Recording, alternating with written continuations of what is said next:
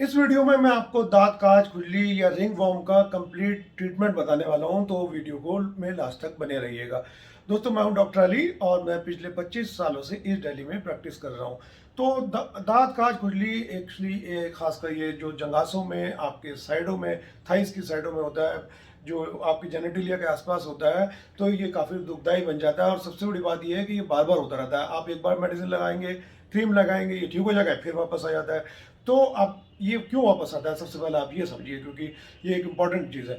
कि होता ये है कि अब जब आप ट्रीट कर रहे होते हैं, आपने एक क्रीम लगाई, कोई खासकर स्टेरॉइड वाली क्रीम ली, ये आप लगाएंगे, उसे 2-3 दिन में खुजली खत्म हो जाएगी, आपको लगेगा जख्म ठीक हो गया, और आप उसको लगाना छोड़ देते हैं या फर्दर ट्रीटमेंट छोड़ देते हैं। जबकि आपकी सिर्फ खुजली खत्म हुई होती है, यानी कि एक सिम्टम खत्म हुआ था, और जो इसकी फंगस है, जो फफूंदी है, या जो पॉजिटिव ऑर्गेनिज्म है, वो वहीं का वहीं रहता है आपकी चमड़ी पे, वो मरता नहीं है, ख़त्म नहीं होता इतनी जल्दी। तो इसलिए फिर वो बार बार इन्फेक्शन करता रहता है या रिप्रेजेंट करता रहता है, सिम्टम्स आते रहते हैं खुजली के। तो इसलिए इसका इलाज थोड़ा लंबा होता है, वो मैं आपको पूरा इलाज बताऊंगा क्या। तो सबसे पहले इसकी कॉज पता लगाते हैं कि ये होता क्यों है। तो सबसे पहले फफूंदी को पनपने के लिए या रिंगवर्म को पनपने के लिए दो चीज़ें चाहिए। एक तो मॉइस्चर, एक पुअर हाइजीन। ठीक है, जब मॉइस्चर का मतलब ये है कि नमी, और थोड़ी सी गर्मी भी मिल जाए, ठीक है, तो सोने पे सुहागा हो जाता है इसके लिए।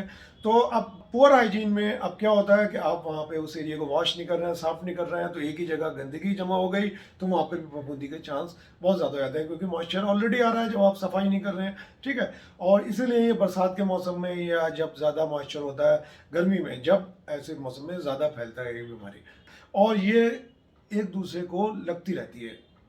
कैसे लगती है?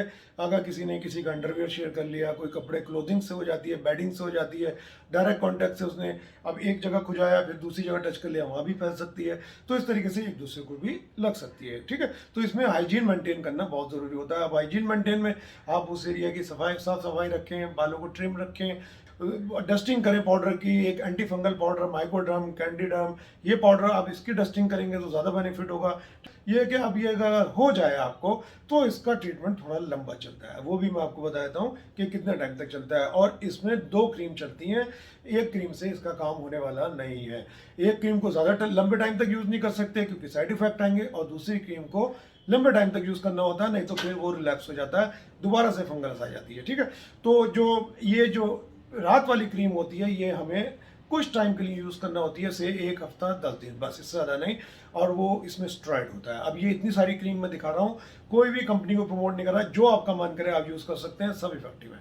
ठीक है, इन क्रीम में से कोई भी एक आपको रात को अपने जख्म पे, जहाँ पे निशान है, उस पूरे एरिया में लगाना है और छोड़ देना है। ठीक है, सुबह को आपको ये वाली क्रीम जो मैं बता रहा हूँ, ये इतनी सारी क्रीम है, ये चाहे लुलिकोनाजोल क्रीम हो, कोट्रीमाजोल हो, कीटोकोनाजोल हो, ये सारी क्रीम इक्वली इफेक्टिव हैं। आप इसको डे टाइम में लगाएं, और इसको मैं सलाह दूंगा कम से कम 2 से ढाई महीना लगाते रहें, चाहे आपका खुजली हो ना हो, रैश हो ना हो, जख्म हो या ना हो, फिर भी आप 2 महीने तो इसको लगाएं ज़रूर, नहीं तो ये वापस आ सकता है। ठीक है, तो ये डे क्रीम हो गई, ये नाइट क्रीम हो गई। ठीक है, अब नाइट क्रीम को 1 हफ्ता में इसलिए बता रहा हूँ कि इसमें स्टेरॉइड होता है। स्टेरॉइड के कुछ साइड इफेक्ट्स होते हैं। स्टेरॉइड खाल को अगर लंबे टाइम तक यूज़ करेंगे तो चमड़ी को पतला कर सकता है, वहाँ पे उसको नुकसान पहुँचा सकता है। तो इसको हमें सिर्फ खुजली को रोकने के लिए स्टेरॉइड, रात को जो आपका इन्फ्लेमेशन हो रहा है, खुजली हो रही है, वो ज़्यादा जो इससे नुकसान हो चुका है, उसको हील करने के लिए थोड़े टाइम की जरूरत पड़ती है, वो हम इससे कराते हैं। तो 7 दिन आप इसको नाइट में इस क्रीम को यूज़ करें, और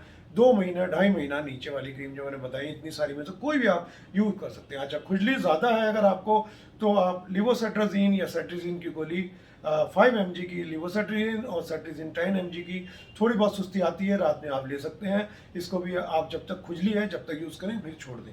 8-10 दिन आप इसको सेफली यूज़ कर सकते हैं। सिर्फ मुंह सूखेगा, थोड़े बहुत हल्के फुल्के साइड इफेक्ट होंगे, और वो भी आप चाहें तो अपने डॉक्टर से डिस्कस करके यूज़ कर सकते हैं। ठीक है, तो दोस्तों, अब ये तो हो गया इसका ट्रीटमेंट, ठीक भी होगा। तो आगे आने वाले टाइम में भी अगर ये बढ़ता है, तो आपको कुछ ओरल एंटी फंगल, वो उसके नाम मैं डोजेज बताऊंगा आपको, क्योंकि उनके साइड इफेक्ट होते हैं।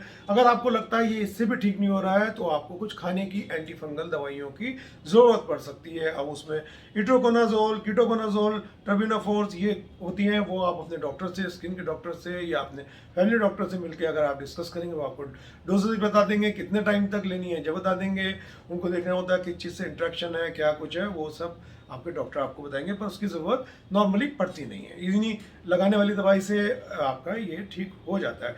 और आप इसको सेफली बीच बीच में आप चाहें तो, अगर आपको ये ठीक होने के बाद भी आप इसको, अगर मॉइस्चर वाली जगह पर आपको लगता है आपका पसीने ज़्यादा आते हैं, तो ये माइकोडर्म पाउडर या कैंडिडर्म पाउडर या कैंडिड पाउडर, ये आप उस जगह पर अपने साइडों में, जंघासों में, थाइस के आसपास लगा सकते हैं सेफली लंबे टाइम तक।